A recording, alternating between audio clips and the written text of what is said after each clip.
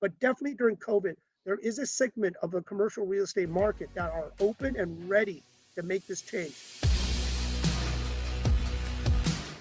What about the technology and the actual model? What's the next step? You said, yeah, I think eXp commercial makes a whole lot of sense. Yeah, so a lot of times, what I was saying, the target market, I always say is the middle class. People that have been disrupted through COVID right now, working virtual, this works. People now are getting adjusted to when I said I would normally have to fly across the country or sometime the world to meet a client. They're so used to now using virtual technology like Zoom, like Verbella to communicate. Now that that they're used to it, they don't take offense if I say, hey, let's just grab on a Zoom call. They said, okay, let's just do that instead. But before we would have to fly across, drive someplace to meet with them. Now this is perfectly acceptable. Also, what's acceptable is now without having the brick and mortar office, commercial agents are used to working this way, working from home, using a WeWorks or a Regus or another place to work rather than these big offices with big overheads. We see it now with the time of COVID and the remote working. It is so much more useful working in this manner that many of I will say, the middle class is very open to making the changes.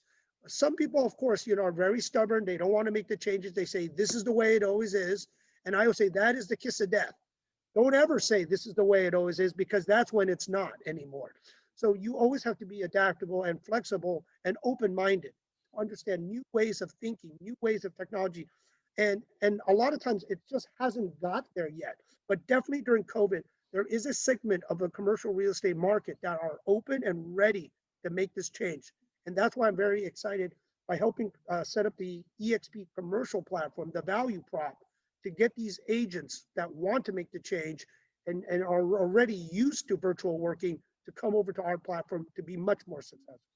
Absolutely. And by the way, I started at Marcus and Millichap. I can certainly relate.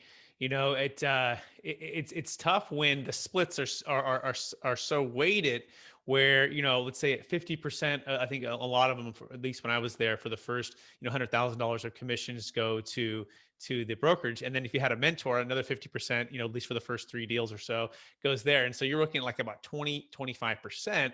And then connect it with, I would train and recruit and bring people in and they may be on my team, but they may only be on my team for 3 deals, and then they're moving on to the next one. So there's this big gap between, I guess, profits and where they're going and value in which you're bringing.